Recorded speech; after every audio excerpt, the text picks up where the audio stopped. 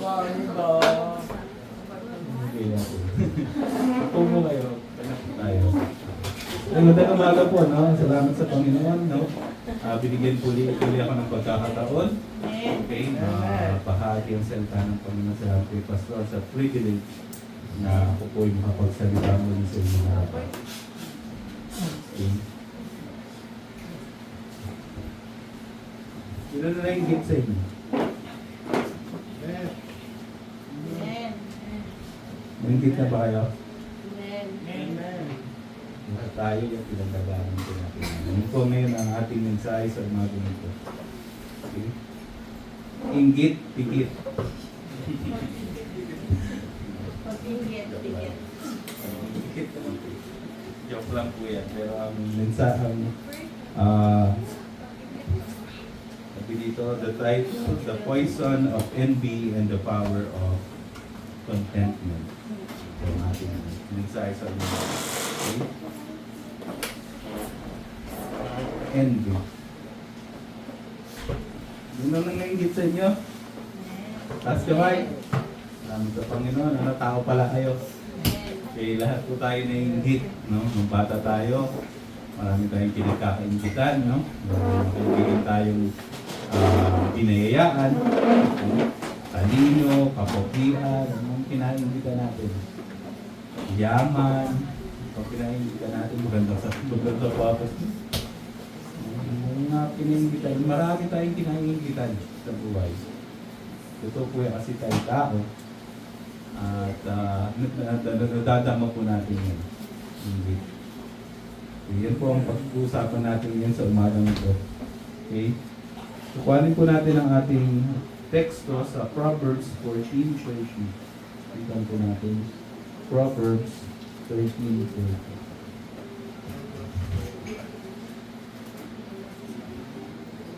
Isipin niyo yung mga pinagkakaingitan nyo.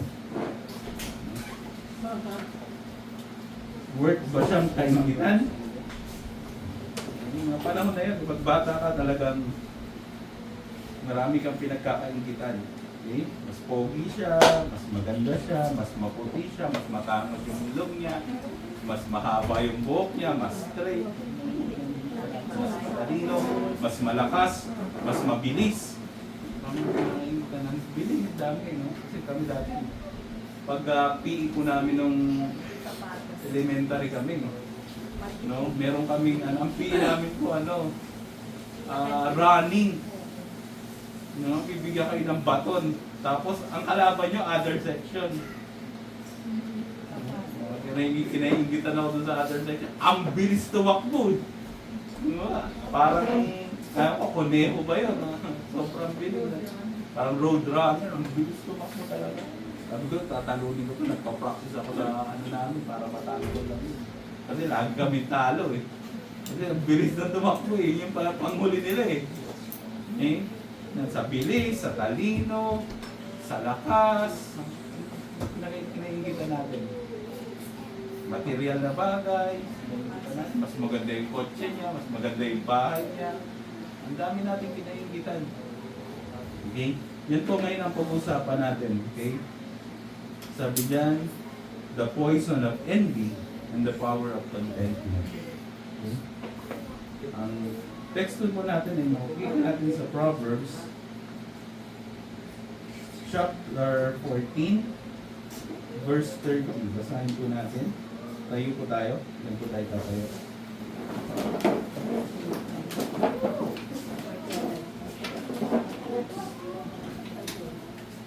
Basahin po natin. A sound heart is the life of the flesh, but envy the godliness of the bones. Okay? Yun po yun. Yun lang po. Okay, a sound heart. Sige, una po tayo. Mabilis lang po yung ating mabilis lang po yung mensahe natin. Para mabigyan natin ang panahon si Pastor na magbigay ng mensahe. A sound heart is the life of the flesh, but envy the rottenness of the bones. Sa isang patay po, ang huli pong madedicate yung buto. Okay? Yung mga 10 years, nandun pa yun. No? Yung kinuha po namin yung buto ng tatay ko. No? Actually, buto na lang po yung natitira. Nakalagay na lang siya sa sako kasi nakalimutan na namin bayaran yung kanyang lecture. Yung nandun, may pangalan na lang po doon, Celestino sa inyo. Kinuha po namin yun. At sa biyaya po ng Panginoon na ilibing namin siya sa mas magandang libingan. Pero buto na lang po yun. Okay? Yun po yung pinakahuling madedicate. Now, sabi po dito, okay, a sound dart is the life of the flesh, but envy, the rottenness. Ibig sabihin yung envy, ang sisirain yung pinakahuling madedicate sa buhay mo, yung buto. Ganun siya kalital. Actually, dahan-dahan niya sisirain. Okay. Introduction. Ang introduction natin, ano ba ang envy? Okay. Sabi yan, envy is not just wanting what someone else has. Hindi lang daw yung envy, yung gustong makuha yung sa kanya. Ito pa daw matindi, it's resenting them for having it. Sana wala siya nun. Sana hindi siya ganun. Diba? Pwede ka namang mainggit ng konti, di ba? Mainggit na kunyari, meron siyang magandang damit. Eh, sana magkaroon ako ng ganyang damit din. Pero pagka yung malalim pang envy, ay sana wala siyang damit na ganyan at ako lang ang meron yan. Malalim yun, di ba? Mas malalim yung hugot nun. And it's a silent killer of joy. A thief of peace. Okay? Magnanakaw ng kapayapaan. And a destroyer of relationship. Tagasira siya ng relasyon. Okay? The Bible warns us of repeatedly about envy because it corrodes the soul and distance us from God's will. Nilalayo tayo sa kalooban ng Diyos. Okay? Malita siya, ano lang siya, no? Inggit lang siya, hindi mo siya makakalata at the first glance. Nainggit pala sa akin itong tao to. May mga ganyan, hindi mo usapang ganyan eh. Alam mo ba, dati nainggit ako sa iyo. Matatanda na kayo, tapos bata kayo. Hindi ko sabi sa yung gano'n, nainggit ako sa iyo kasi galing ko sa ganito eh. Diba? Pero at least yung, ano lang, hindi siya gumawa ng paraan para sirain ka, para ibaba ka, para hindi mo makuha kung ano man yung gusto niyang makuha para sa iyo. Yan po ang envy. Envy is not just wanting someone else has, it's resenting them for having it. Okay? Silent killer. Okay? Of joy, a thief of peace, and a destroyer of relationship. Unang point, the nature of envy. Ano ba ang composition, natural ng envy?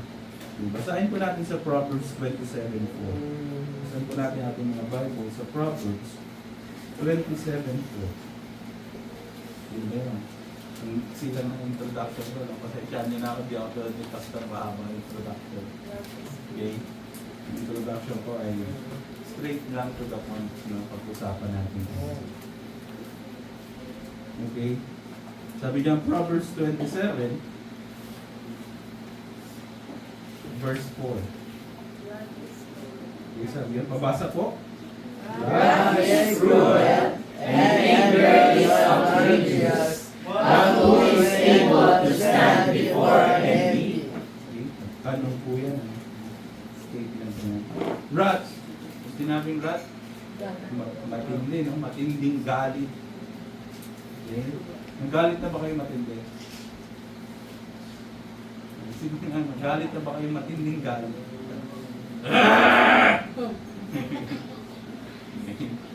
Hindi lang ganun, ano? Pero sa puso mo, no? Nagalit mo. And anger is outrageous. Ano yung sa'yo na outrageous?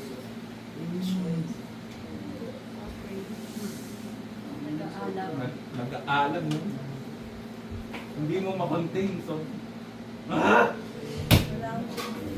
kailangan mo ilabas. Mga palabas ngayon, ganyan, no? Nagpapabugbog muna, tapos sa kanya ilalabas yung galing. Ano yung mga palabas na ganyan?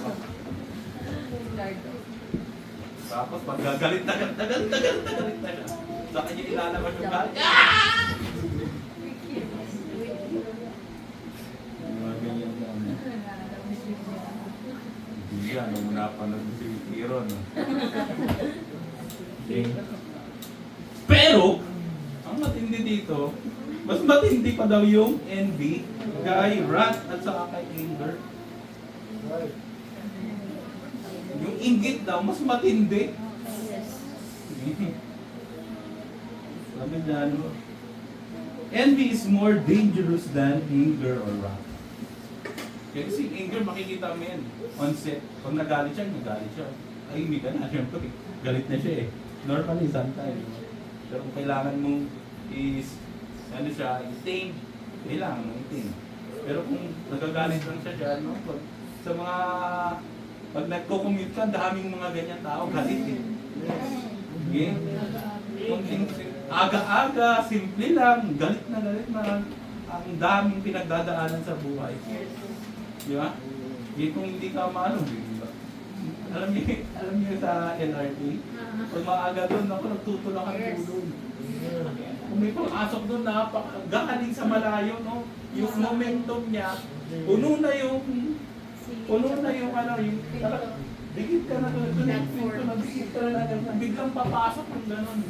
Tatakbo na mabilis, parang magbabody slam doon, papasok siya doon. Imagine mo kung ano mangyayari doon sa tinamaan niya doon. Okay? Bubububub. Tatamaan lahat. Ano ko nang gagaling dyan? Galing. Galit talaga yung mga tao. Aga-aga, may taong ganun, tatakbo ng malayo, papasok, papasok siya ng gano'n. Kaungkuga lahat ng kahit na hindi naman sumabing. Pero hindi daw yun hindi daw nakakalata. In concept, hindi mo makikita. Galit, may ano pala to, may tinatagong inggit pala to. It hides behind smile. Natatago yun sa mga ngiti. In polite words, sa mga gandang salita. But it burns within. Parang apoy siya na nasa loob. Ang hirap ng dalhin, ano? Pag mayroon kang ganitong klase ng kasalanan, envy. It leads to bitterness. Lagi kang bitter. Ano ka, ampalaya? Ay na ampalaya na hindi sinok sa ano, sa asin at sa katubig, di ba? Parang niluto lang, niluto lang kagad. Pag pinakain, hindi mo malaman kung ano itsura mo dun sa kinain mo. Kasi napaka-bitter. Ha? Sabi dyan, it leads to bitterness. Sa mukha mo pa lang, lalo na sa puso mo. Kung yan ang nasa puso mo, napakabigat po yan. Gossip. Okay? Yan, pagka inggit, lumalabas yan, nagmamanifest yan. Okay, sa salita mo, paano ka makipag-communicate. Ay, alam mo ba yun? Ganito yun. Minsan, naging kasalanan natin yan.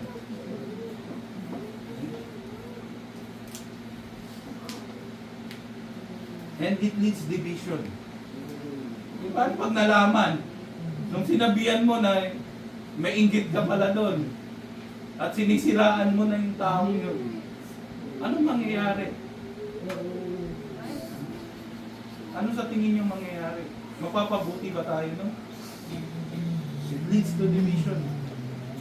Okay? Maganda yung mag-divide sometimes. Pero hindi yan maganda pagka you want to unite. Gusto mong gawin ang gawain ng Panginoon. Gusto mong sama-sama tayong lumago. Kaso lang nga, ikaw yung nag-lead. Pag meron kang ganyang kasalanan, hindi kayo nagilid para hindi tayo bumagal ang ating paglago,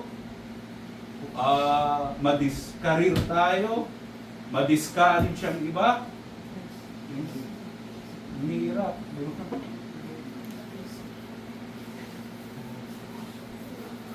It leads to bitterness, gossip, and division. Example, meron ba yan sa Bible? Meron bang ganyan? Magkapatid? Okay. Ako, ang daming example niyan. Number 1 na si Iso, may mas ani kay Isa sa Jacob. Inggit ng magulang sa anak yun. Hindi nyo ba nakikita yung ganun perspektibo mo? Si Sarah na inggit siya sa sarili niyang anak kasi pinaguran ng tatay. Ang ginawa niya, yung paborito niyang anak, yun ang tinulak niya para gawin yung kasalanan na magsinungaling sa sarili niyang ama. Di ba?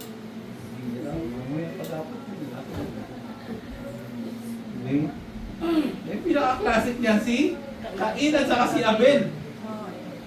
Di ba? Eh, di mo naman tanongin yung kapatid mo, kapatid, ano bang way? Tingnan mo, yung observe mo yung kapatid mo, ano bang way? Bakit nalulugod sa iyo ang Diyos? Hindi yung magagalit ka sa kapatid mo, inggit mo, ang ginawa mo, pinatay mo yung kapatid mo. Sa panahon ngayon, pwede mong patayin ang isang tao sa salita. Kung anong pinagsasabi mo, kung anong pinagte-text mo, kung anong anong sinasabi mo sa ibang tao.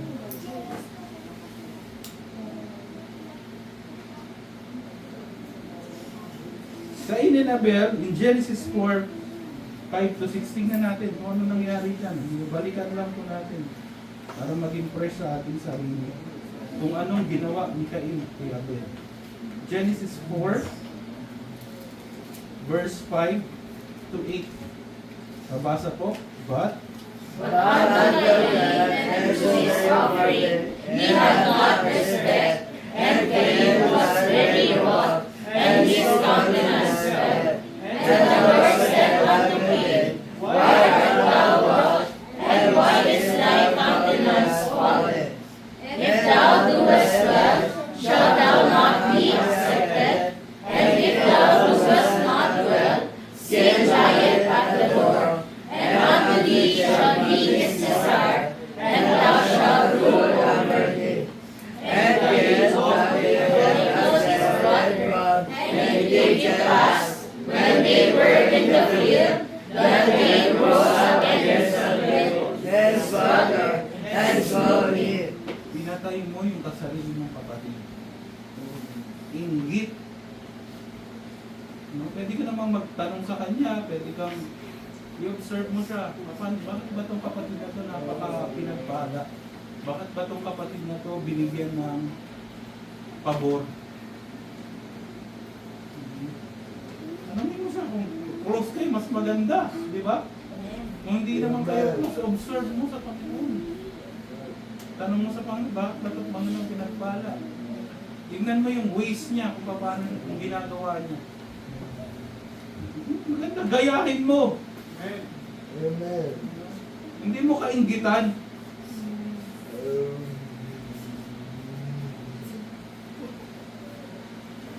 Okay, second point, that's the nature of envy. Ganun siya katindi, di ba?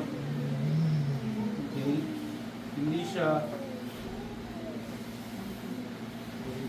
kala lang natin ganun siya pero mas matindi pala siya sa wrath at sa anger. Actually, nagiging bunga nga lang ng iyong envy. Second point, envy separates us from God. Ilalayo ka ng iyong inggit sa Diyos. Tingnan natin sa James 3:16.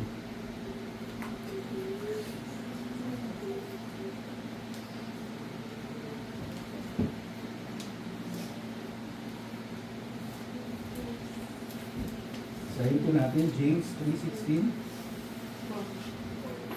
For where there is confusion in every little work. But Sige, basahin po natin. But the wisdom But the wisdom that is from above is first pure, then peaceable, gentle, and easy to be entreated, full of mercy and good fruits, without partiality and without hypocrisy. then the fruit of the righteous is sown in peace of them that make peace.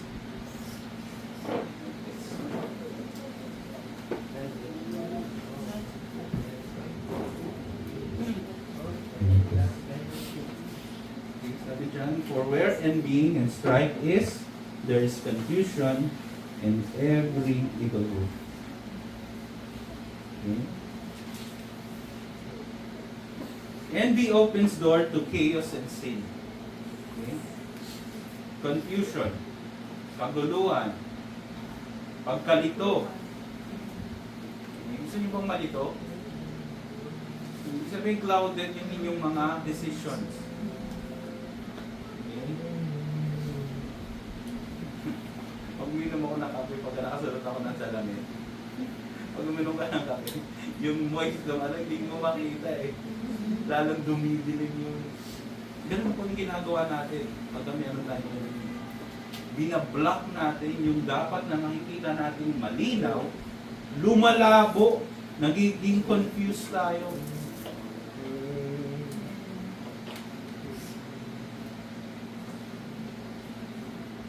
It blinds us of our blessings. Sana nakikita mo na yun. Kalooban ng Panginoon, gagawin ko. Nakikita mo na. Yung pagpapala ng Panginoon, nandun eh. Mas all winning lang eh, di ba? Yung umaga, pagod din ako, galing ako ng yung Saturday, pag nakakapagod ko ang biyahe. No? Pag ako po'y nagpo-commute from Muntalban hanggang pagka umulan po, yung 3 hours mong biyahe, magiging 5 hours. Ganun po yung nakakapagod. Kaya nung gabi, pagdating mo sa bahay, nakatulog na ako, lalaro pa sana kami ng biyahe. Pero nakatulog na sobrang pagod. Late na rin po yun. Nung kinabukasan ng Saturday, magpupunta kami ng Divisor, sabi ko, tutulog ko na muna ito. Pero parang may tumuudyok na, parang sumasakit yung ulo ko. Ano ba sumasakit yung ulo ko? Ay, natutulog naman ako. Parang may umuudyok na ako. Ay, magsalvit ka. Okay? Parang may umuudyok sa'yo. Kung ikaw ay clouded, hindi mo susundin yung mga bagay na gano'n. Itutulog mo na lang yun, ipapahinga mo. Pero salamat sa Panginoon, sa biyaya ng Panginoon. Ano? Pinupok tayo ng Panginoon, ilisip tayo ng Panginoon. Para gawin yung kalooban niya. Sayang itong nasoulin namin o hindi namin. Sayang. Naging madisgrasya yung mga mamatay. Yung inisip ko dahil yun. Sayang yung pagkakataon. Pero in that case, sa biyaya ng Panginoon, gawin natin yung kalooban ng Panginoon. Hindi clouded yung ating judgment. Hindi tayo confused. Hindi tayo nalilito. May mga bagay pa kayong ginawa na minsan nakakalito. Hindi mo alam kung ano yung una mong gagawin. May mga ganun, parang akong gagawin dito. Kunyari, gagawa ka ng isang project, ano? Ano ang gagawin? I-prioritize. Marunong ba kayo mag-prioritize? Ng inyong gagawin. Babase niyo yan sa weight nung inyong gagawin. Sa amin kasi madaling ano yun, mas malaking pera, mas malaking kita dito, yun yung una mong gagawin. Okay? Or may urgency dito, yun yung una mong gagawin. Kunyari yun ay priority, kaya yung mga problem namin sa office, may mga prioritization yun, 1, 2, 3, 4, 5. Pag priority number 1 yun, alam mo yun, uupuan mo yun at tititigan mo yun kung paano gagawin natin dito. Kukulitin mo kung sino yung dapat kulitin para ma-solve yung problema mo. Kung hindi, ikaw yung magsasolve mo. Hindi clouded in yung judgment. Malinaw, alam mo kung anong gagawin mo. Pero pag meron kang inggit, nako, ang hirap. Clouded ka. Parang tinatakpan yung mata mo. It makes us question God's goodness and fairness. Okay? Pag meron kang inggit, nako, minsan tatanong mo ng Diyos, bakit meron siya nun? Ba't ako wala?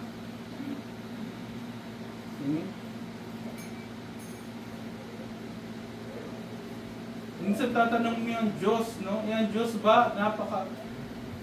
Napaka-talino ng Diyos. Napaka-just ng Panginoon. Kung nararapat kang bigyan yun, dapat meron ka nun. Yun ang kakalooban ng Diyos. Hindi i-withheld ng Panginoon ang blessing niya kung karapat-dapat ka.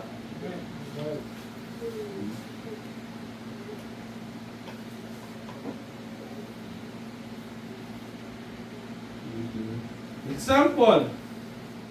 Sino bang example dito? Basahin natin sa Matthew 27:18.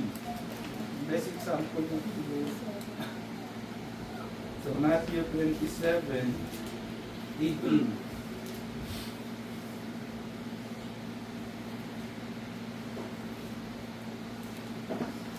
Basa po. For he knew that for envy they had delivered him. Sino to? Okay.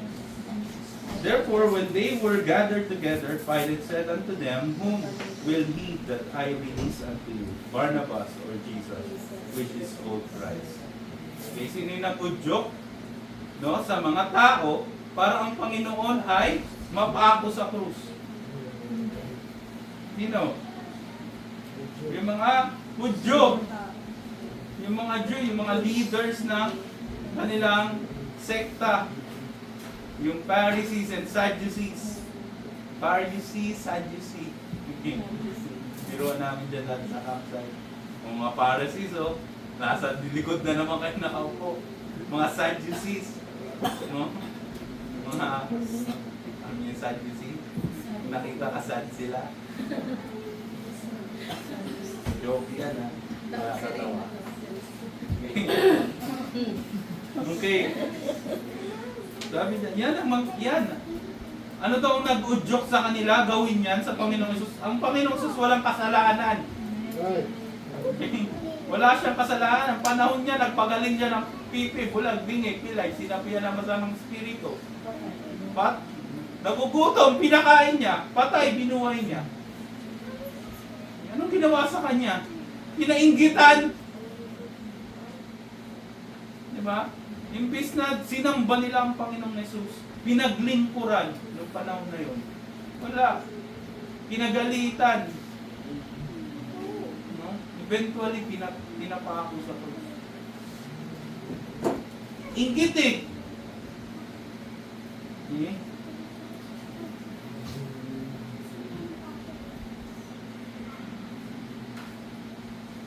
Matindi ang inggit. Envy destroys relationship. Yan po ang aking third point. Ang inggit nakakasira ng relasyon. Okay? Inggit ka sa kapatid mo. Pinapuran. Mas bata sa iyo. Mas matalino sa iyo. Mas pwede mong kainggitan sa kapatid. Ang dami. Paborito ng nanay mo, paborito ng tatay mo, paborito. Pwede mo nainggitan sa kapatid mo. Ang dami, di ba?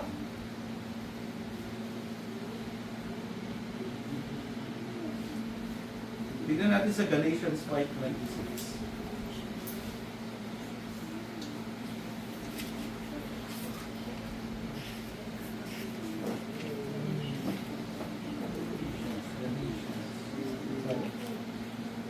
Pabasa po. Let us not be servants of vainglory, provoking one another, envying one another.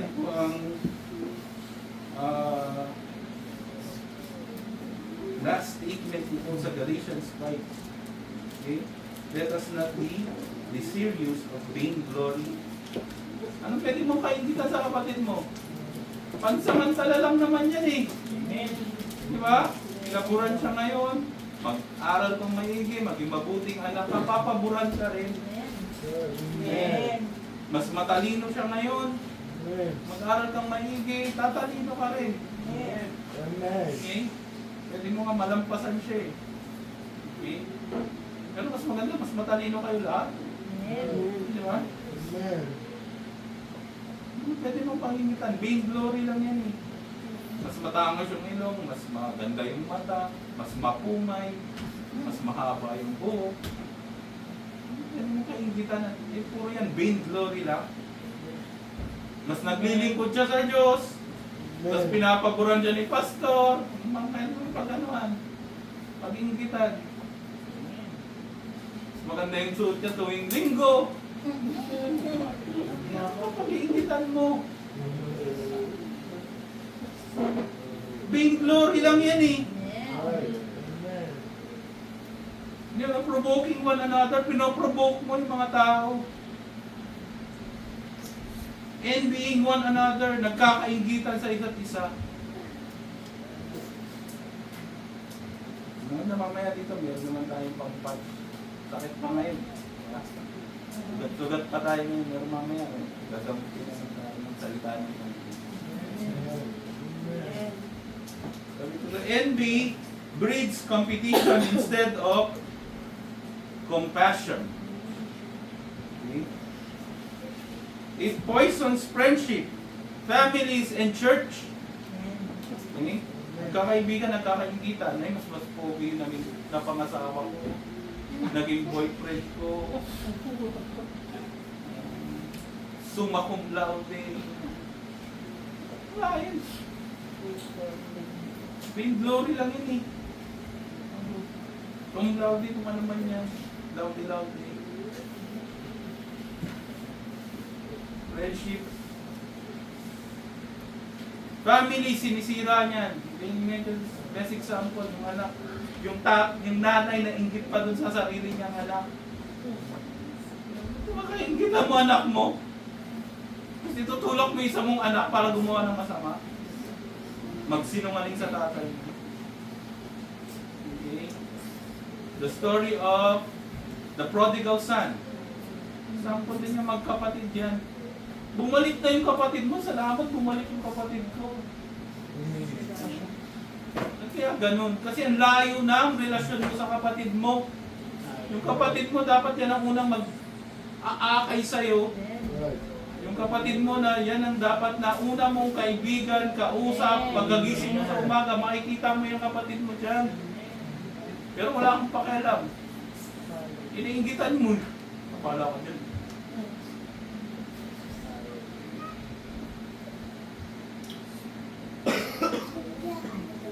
Kaya na sa church. Kasi no, mahirap pag lalo na pumasok pa yung envy dito sa church natin. Inggitan. Sabihan, matay pa na yung mga bulong. Ingit sa bulong. Digital na bulong ngayon.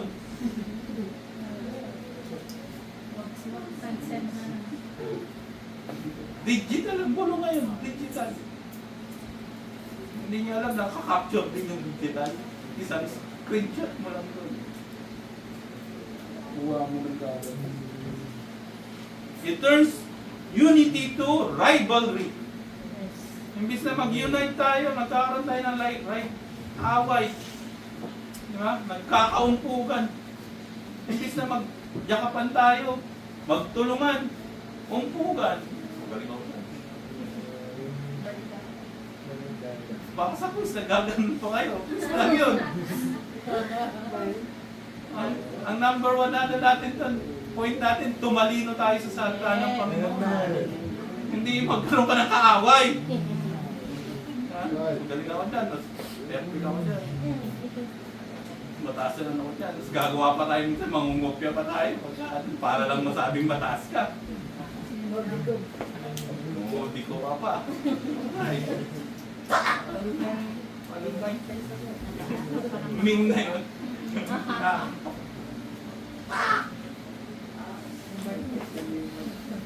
Sarap mag-quiz eh.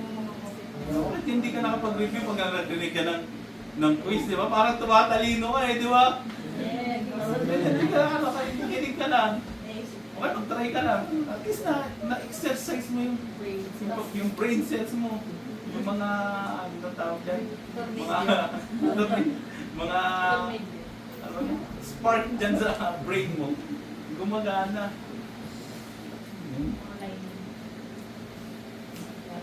It turns unity to a rivalry. Minsan maganda naman yung magandang competitiveness. Maganda yun. Siyempre, mas lalo kang sharpens, iron sharpens. Mali? Iron sharpens iron. Diba? Maganda yun. Anong sa all numbers? Ito, sa ulo ko na ito. Lalo kayo tumagaling, no? Lalo kayong gumagaling. Lalo, hindi kayo nag-aaway. Hindi nagpapagalingan lang. Example! Joseph's brother envied him and sold him into slavery in Genesis 37, 11 to 28. Ano nangyari doon? Magkakapatid na yun. Problema rin kasi yun eh. Family ano rin yun. Iba-iba yung nanay nun. Iba-iba yung nagpalaki dun eh. Hindi, dalawa nga, isa na yung nagpalaki eh. Iba pa rin eh. Di ba? Amen. Dahil kapatid mo yun eh. Mapapatayin. Hindi, may isang kapatid dun na. Sige, benta na lang natin. Yung kuya nila, napaka-weak. Dapat siya yung mag-ano na, ba't yung gagawin sa kapatid natin yan? Napaka-weak niya eh. Ano na muna yun? Si Ruben. Dapat siya yung nag-ano doon. Ako pinakamatanda dito, puputos ako kayo eh. Hindi. Weak siya eh. No? Saka mo na lang ano yun pagka kukuhanin ko, isisip. Isip na Ruben. Weak. Weak brother, hindi weak hero.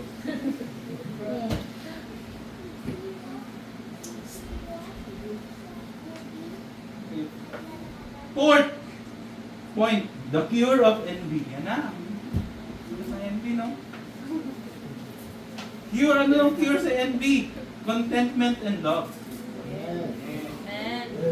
Basahin natin sa 1 Timothy 6:6. Magsabon na tayo. Banlaw na. Banlaw na pala. 1 Timothy 6:6.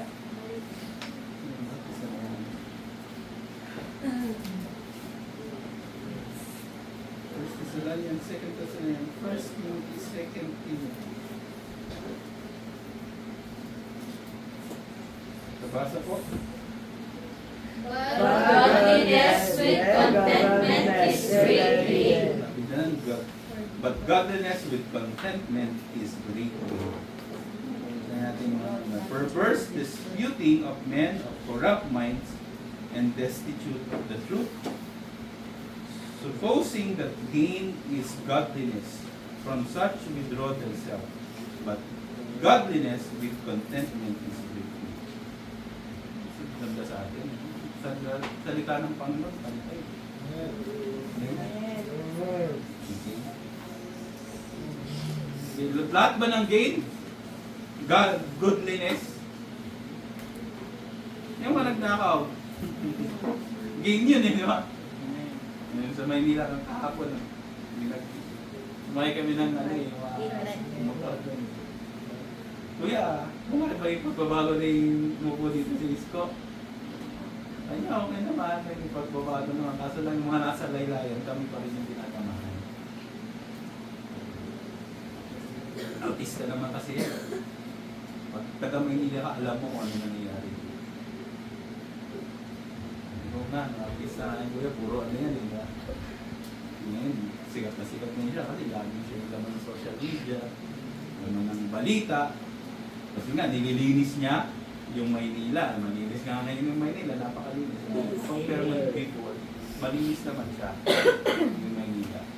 Kaso lang yung loob ng rotting, hindi ganun kalinis. Artista yun eh. Lahat ng papakita nun, puro Amen. maganda. Papabida yun. Artista eh. Sabi ng ano, galing mismo sa bibig yun. Nung nagmumoto, taga Maynila yun. Araw-araw yung nandun. Tatrabaho sa Maynila. Ba't ako napunta doon? Gain. Lahat ng gain. Hindi naman lahat ng gain. Tumalino ka nga. No? Academic, matalino ka. Spiritual, hungkag ka naman. Okay? Lahat ng medalya na lagay sa'yo. Okay? Lahat ng mga medalya, mabigat na. Sobrang bigat. Lahat na. Anong pakinabang nun? Gain ba yun? Gain yun, di ba? Kaso lang nga, mas maganda yung spiritual gain.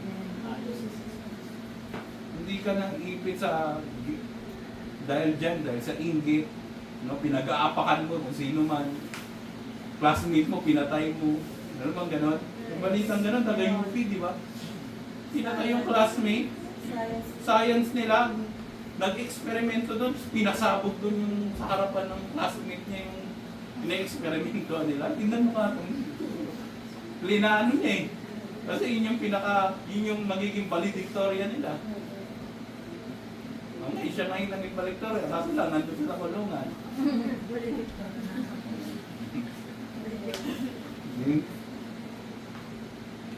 Gain ba yun? Gain ano yun? Gain yun. Hindi yung tunay. Sabi dyan, but godliness with contentment is great gain. Kung minsan tayo'y kontento, humble tayo sa sarili mismo natin, no? Kontento tayo sa Panginoon kung anong meron tayo ngayon, pag-igihin natin. Okay? 75 grades mo, medyo okay pa yan. Pag-igihin mo, tataas din yan. May 76 yan. Grade 7 ka, 75. Grade 8, 76. Tumataas din eh. Biyaya ng Panginoon, tataas po yan. Biyaya ng Panginoon. Gawin natin yung kalooban ng Panginoon. Okay? Ano tayo? Okay. Charity envied not. Sabi dyan sa 1 Corinthians 13:14, charity envied not. Charity bolted not itself. It's not puffed up. Okay? Ang ganda, no? Meron pang laban yung Panginoon sa envy. Charity, pagmamahal, pag-ibig. Meron ganon, may antidote doon sa envy. Hirap pagkawala nun eh, di ba? Parang nakagat ka ng asam, bahala ka na. Wala kang anti-venom. Nakagat ka ng aso, may rabies. Nakita niyo namamatay sa rabies? Lahat, hindi sila nakakahinga. Yun ko tingin ko parang spiritual na rin yun. May spiritual aspect yun. Parang kinasapihan. Wala pa naman ako nakakilala na Kristiyano na nakagat ng aso at namatay sa rabies. Sa biyaya ng Panginoon.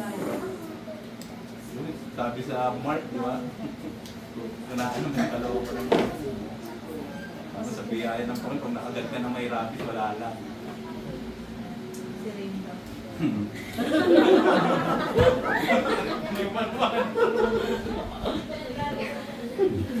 Sa biyaya ng Panginoon.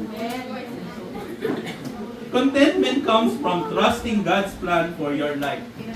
Titiwala ka ba sa Panginoon? Amen. Kailangan ba tayo magtiwala sa Panginoon? Hindi mo na una. Amen. Kung kailangan tayo magtiwala sa Panginoon, anong gagawin natin? Magtitiwala ba tayo sa Diyos? Amen. Napakabuti ng Panginoon.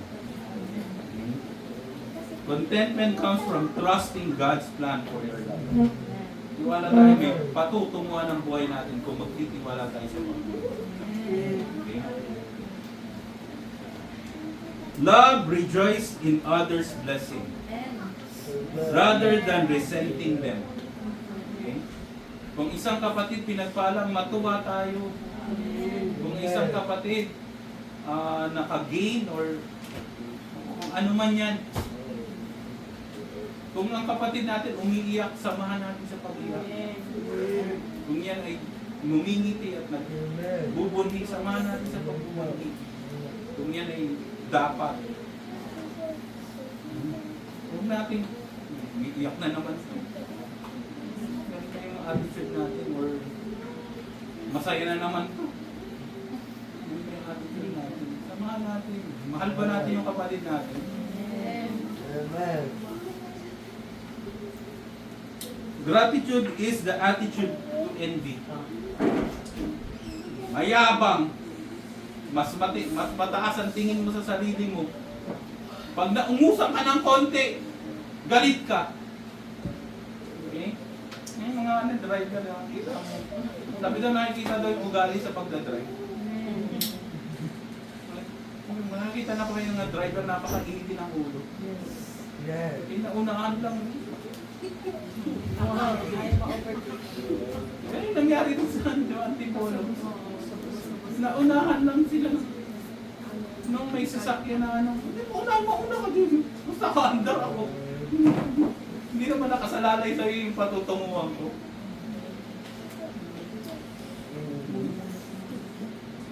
Gratitude is the attitude or antidote to envy. Gratitude is the antidote. Pagiging mapapasalamatin. Okay? Binigay na yung pasalamat. Di ba? Salamat sa Panginoon. Salamat po. Huwag mo namang gawin yung ano. Hindi ka na nagpasalamat. Tinanong mo pa magkano. Magkano yan? Babayaran ko. Okay.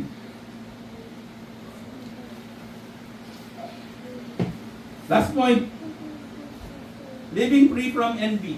Paano tayo magiging envy free? Pwede ba yun? Pwede ba yun? Magiging envy free ka? Sabi dyan, Hebrews 13:5. Tingnan po natin.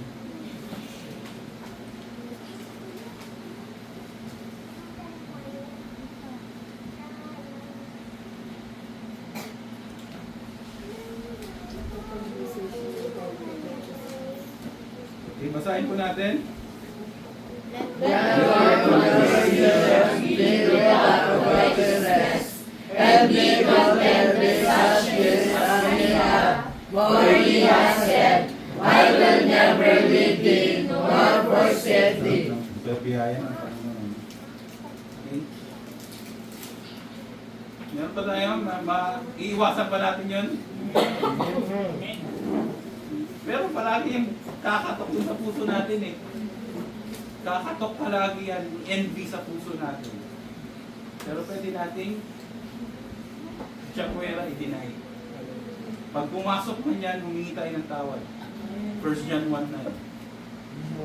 Umpisa pa lang, putulin na natin yung kasalanan na yan. Let your conversation be without covetousness, and be content with such things as ye have, for he had said, I will never leave you nor forsake you. Ang pinaka-kampi mo ang Diyos. Huwag kang tinatapakan naman na yun. Okay? Huwag kang manghina ng loob. Okay? Ang kakampi natin ang Diyos. Amen. Focus on what God has given you. Kung anong meron ka ngayon, pagyamanin mo. Okay? Celebrate others without comparison. Okay? Ang pinaka-anak, magko-compare ka eh. Okay? Mas mahal mo siya kaysa dito. Mas bago yung sapatos niya kaysa dito. Patos lang yun eh. Di ba? Kung ano man yun. Okay? Remember God's presence in your greatest treasure. Ang Panginoon ang pinaka-ating. Wala nang precious pa rin. Yung salita niya, Precious than rubies and gold. Heart check. Ito na tayo. Envy is subtle. Okay? Hindi yan nagpapakita ng agad-agad. But deadly. It can creep into your hearts unnoticed. Okay? Yan lang yan, pumipipit-pipit lang yan. Today, let us ask God to cleanse us from envy. Humingi tayo ng tawad. Kung tayo nahulog sa ganyang kasalanan, humingi po tayo ng tawad. Kung napipil natin, malapit na tayo dyan, humingi tayo ng katalinuhan sa Diyos. And fill us with love, gratitude, and peace. Mali natin, tayo na nga lang dito, hindi pa tayo magmamahalan. Di ba? Okay lang sa labas, may inggit sa atin. Normal yun. Okay? Pag pinagpapala ka ng Panginoon, sa labas maraming may inggit sa'yo. Ba't ganyan yan? Ba't ganito yan? Ba't ayaw niya ng ganito? Ba't hindi yan? Ang dami yan. Wala tayong pakialam doon. Pareto yun. Pareto principle. Pagka mga bagay na hindi mo handle, huwag mong problemahin. Ang problemahin mo yung mga bagay na kaya mong i-handle. Create in me clean heart and renew right spirit within me. Panalangin natin sa Diyos. Inisin tayo ng envy. Okay? Mangyayari yan, mapipil natin yan. Okay, anong gagawin natin? Lumapit tayo sa Diyos. Tayo po'y manalangin. Panginoon, maraming salamat po muli. Pagpapaalala ng iyong salita, Panginoon. Malupit, Panginoon, ang kasalanan ng pagkaingit. Panginoon, spare mo kami, Panginoon. Bigyan mo kami ng katalinuhan, Panginoon. Kung darating at kakatok man ito sa aming puso, Panginoon. Paalala niyo ang mga salita mo, Panginoon, na kayo, Panginoon, ang aming lakas. Kayo, Panginoon, ang aming talino. Kayo, Panginoon, ang aming kapangyarihan. Kayo, Panginoon, ang aming Diyos. Kahit wala kami naman sa mga panahon na ito, kung ano man yan, kung ano mang mga material na bagay na wala kami, talino, Panginoon. Alam namin, Panginoon, na ang lahat ng ito ay kayo lang rin ang magbibigay. Salamat, Panginoon, sa paalala ng iyong mga salita. Patuloy na gamitin mo kami, Panginoon, hindi maging hadlang, Panginoon, sa aming paglilingkod ng kasalanan. Salamat pong muli. Ito pong aming dalangin sa pangalan ng Panginoon Jesus. Amen.